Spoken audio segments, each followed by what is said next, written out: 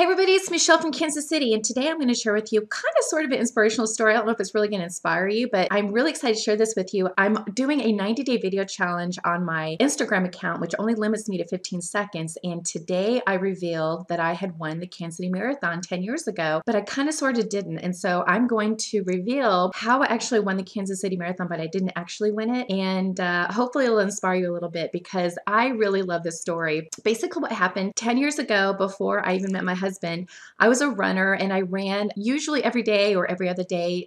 And so I ran several times a week. Me and some girlfriends from church decided that we were going to run the Kansas City Marathon. So we registered. This is about 6 months out. So we ended up doing a very strict, very stringent schedule where we were going to train for the Kansas City Marathon. Well, at the same time, I'm also taking yoga classes because I want to be limber, and I loved yoga and I loved taking the classes. Have you ever found yourself in a situation where you're comparing yourself to others? Well, that's what I did in my yoga class, right? Well, I noticed that there were a lot of people that are very limber. This is probably another great inspirational video or story all in itself.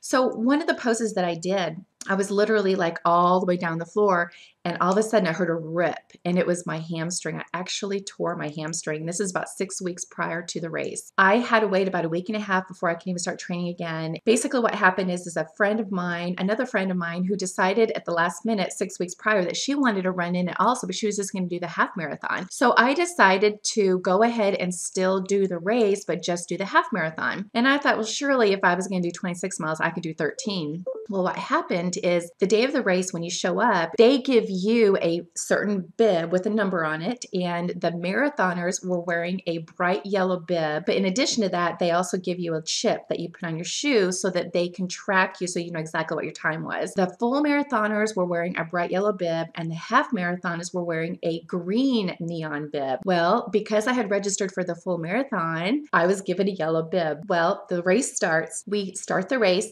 A couple miles out, we all split up. The half marathoners go one direction and the full marathoners go another direction. Well, I'm in a yellow bib. So I start going with my friend, and some of the officials, said, oh, you're supposed to go this way. And I said, no, I'm doing the half marathon. Oh, okay. So let me go. It wasn't until maybe 5 miles that it got to be, for me, so painful. My hamstring was flared up. My knees were killing me. If any of you have ever ran a race, you go through different phases of pain. Let me tell you, I don't know how I could have ever done the full marathon, even if I hadn't pulled my hamstring. Let me tell you, it was so painful and it was so hard to do. I'm going to be honest with you. It was one of the hardest things I've ever done in my life. I literally went through different phases. I mean, Shelly was long gone, but I went through different phases where I was walking. I was even walking backwards because it hurt so bad. I was running sideways. I was crying. I was praying. I literally was praying for God to give me strength so that I could get through the race. I mean, I actually even thought about giving up. I was in an area I didn't even know where I was. I wouldn't even know where to go. I just kept trudging forward. Well, guess what happened? About 2 miles before the end of the race, there tend to be more people on the side. Well, people started cheering for me, and they were telling me I was in first place. Well, obviously these people thought that I was running the full marathon. This was the point where the full marathoners and the half marathoners would come back together. So here I am, I'm in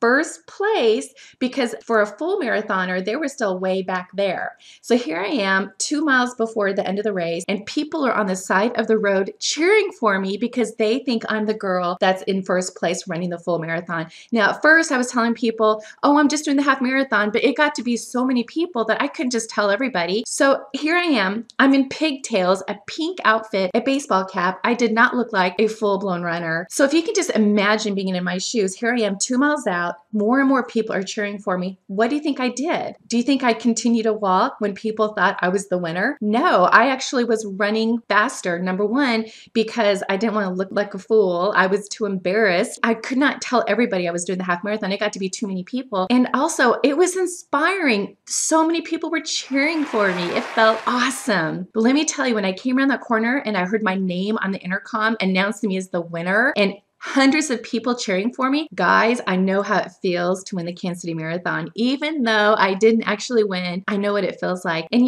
there's so many stories that could come out of this. I mean, so many inspirational stories because number one, I had to train. I trained for 6 months for this. So it's not like I just got up one day and decided I was going to run the marathon. But number two, I had a huge obstacle. I had a huge major setback. I could have given up, but I didn't. Number three, I could have given up in the middle of the race, but I didn't because I couldn't really. But know, the biggest thing that kept me going was social support, people around me. Number one, because I didn't want to look like a fool. And number two, because they inspired me. It was awesome. So I just want to share that story with you. I'd be interested to know what your thoughts were. I'd be interested to know if you've ever ran a marathon, what your thoughts were, if you actually experienced the stages of pain that I went through or what I've heard other people have gone through. But what's really funny is after the race, I could not walk. I could not even walk to my car. You are meant for greatness. I really appreciate watching this video. Leave a comment, share it, make sure you subscribe to my channel. And if you want to check out my blog, it's michellegrigsby.net, and we'll talk to you later.